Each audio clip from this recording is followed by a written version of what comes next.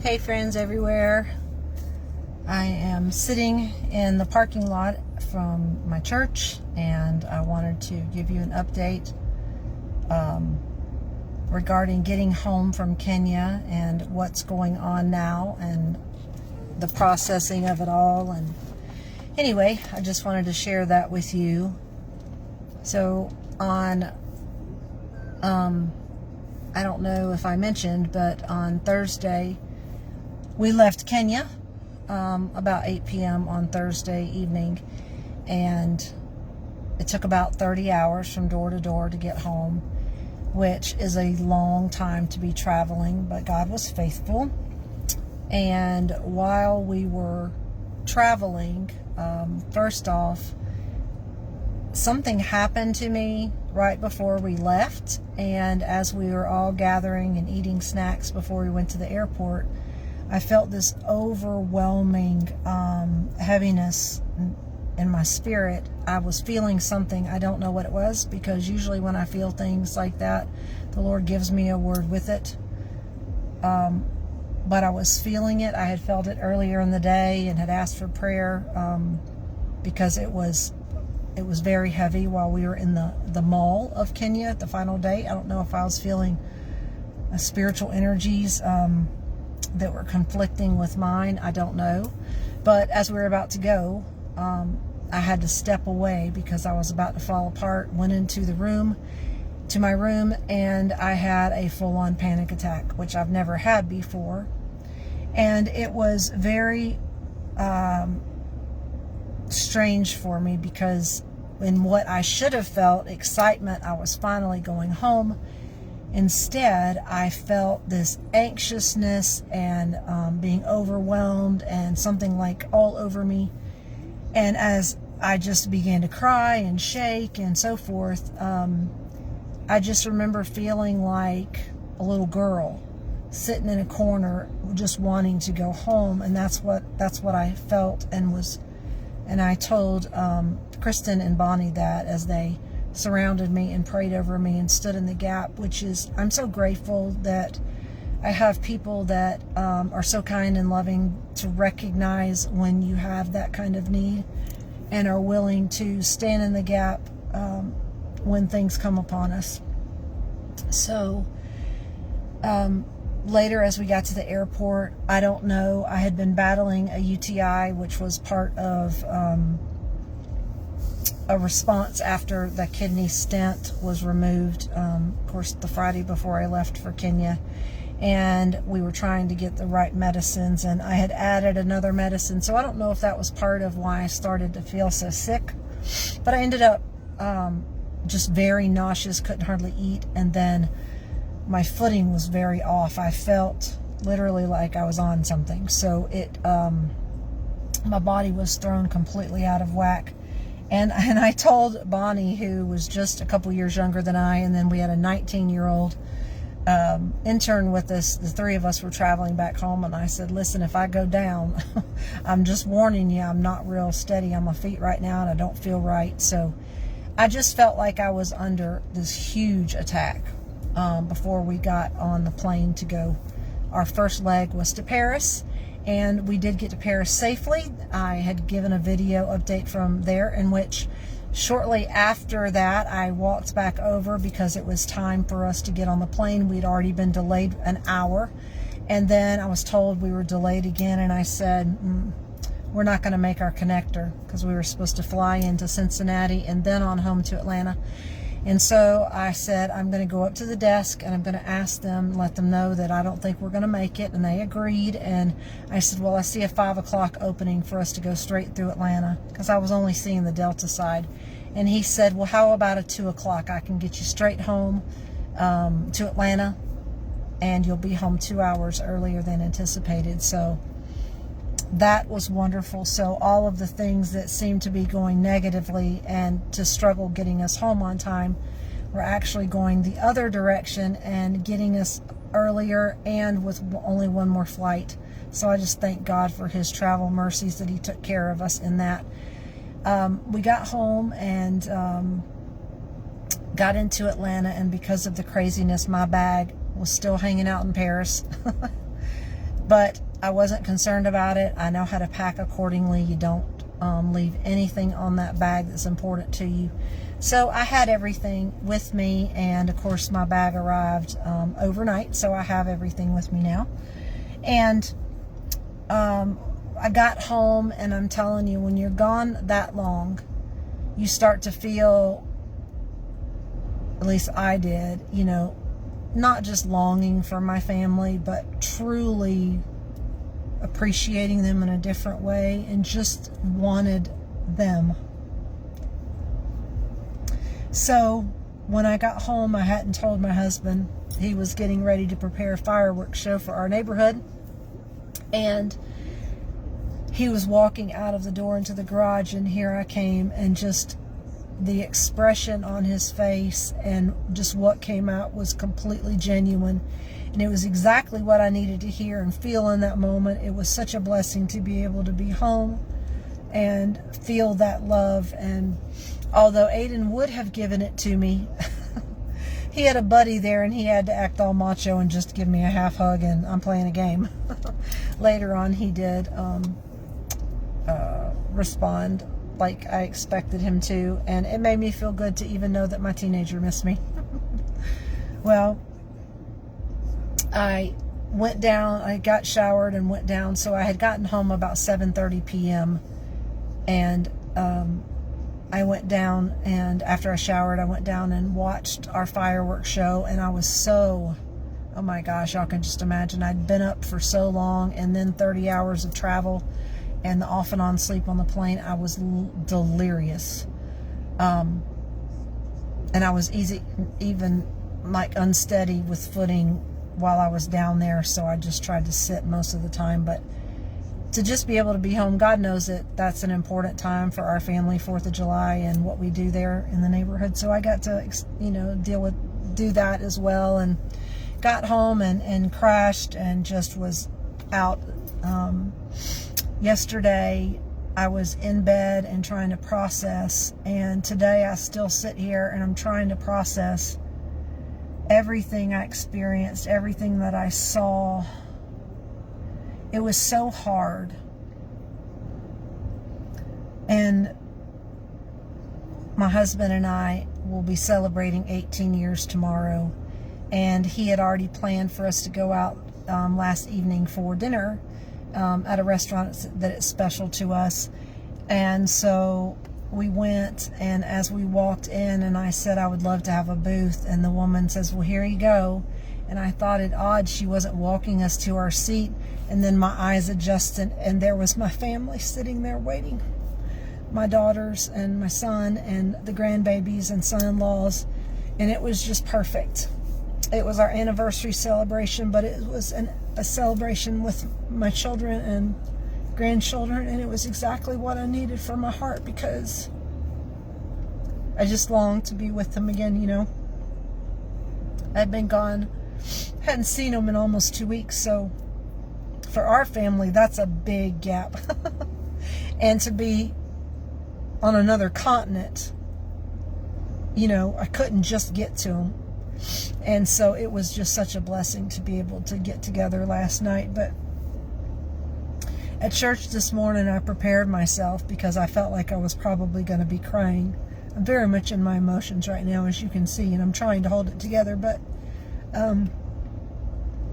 just worshiping this morning and just singing about Jesus, and my heart is just forever changed, and I feel humbled to have been able to go on the trip to Kenya. And so many people won't make these kinds of trips because they don't think they can afford it. They don't think they can get the time off. They think the travel will be too hard.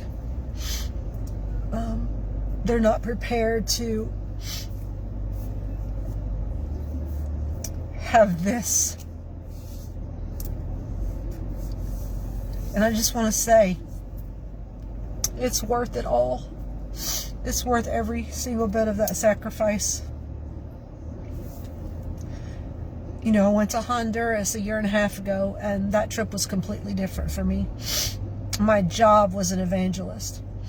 And I got to share Jesus. I got to share the gospel everywhere I went. And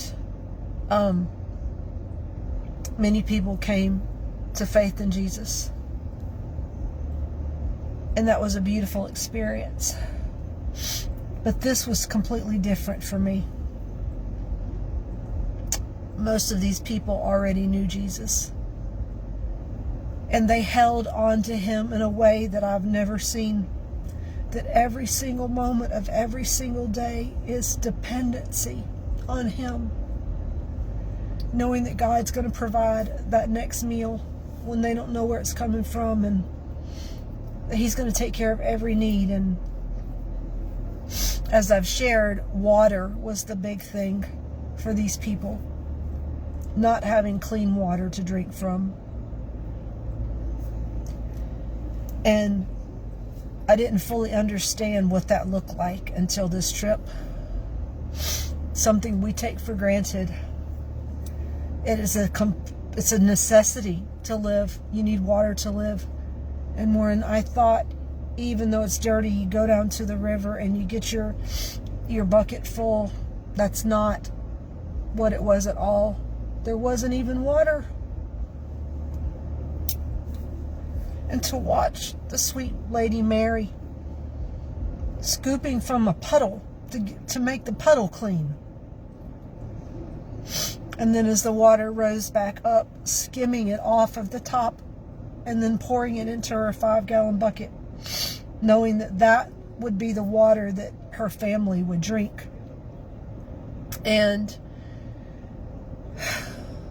there were animals in the water down there trying to drink and doing their stuff in the water. Cows and goats and sheep down there at the same time we were.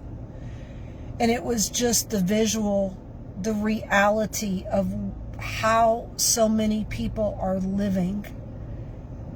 And that's their water that they drink. That's how they live. That's what they deal with. But thankfully, because of this group, this Ministry Rejoice project that I was able to be part of,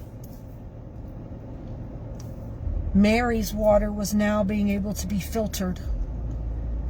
And to watch and see as that water's filtered from filth to purity, it's an example of our sin, our filthy rags being purified through the blood of Jesus.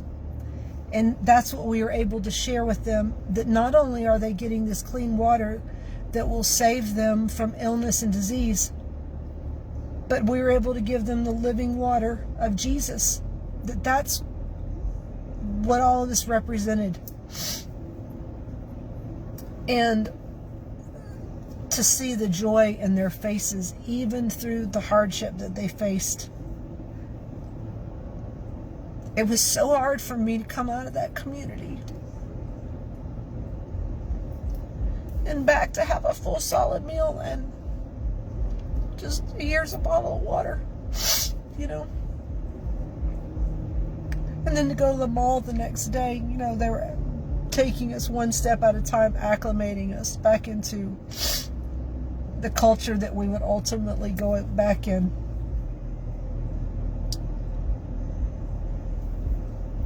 I felt guilty, you know? Like, how can I go on and then come home to the States? I was so thankful to be back in the United States again. But there's part of me that's still left there and trying to reconcile everything. To try to reconcile what I saw. To try to reconcile why God let some people go through those things while others are left to be the ones to come in and help.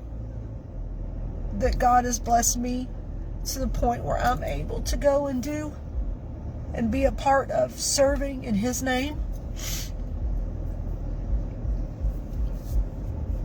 It's hard, and even today, as we were preparing to go sing in choir, they read Psalm 84, and part of it talks about that God will not withhold any good thing from us that are in Christ, you know. And that's hard to reconcile in my mind, because to look at it in the flesh, things are being withheld from these people.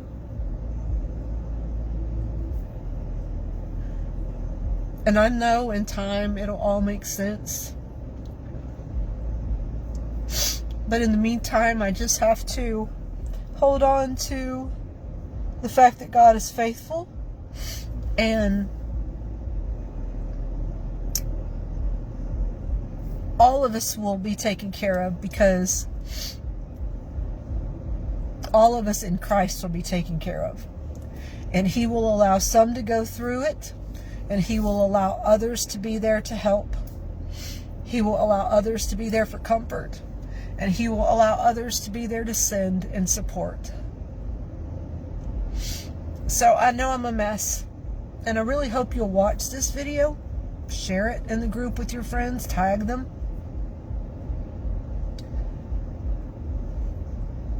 Because I want this to change your heart too. I want you to pray about your part in God's commission to go to the nations, to make disciples, to serve and love on people. You know, it could just be your neighbor. It could be somebody that you work with. It could be somebody in your family. It could be somebody in the nation, or it could be somebody in another nation. Pray and listen to where God's leading you. Don't worry about the money. If you're supposed to go, He'll provide it. Don't worry about your health. If you're supposed to go, He'll make it happen.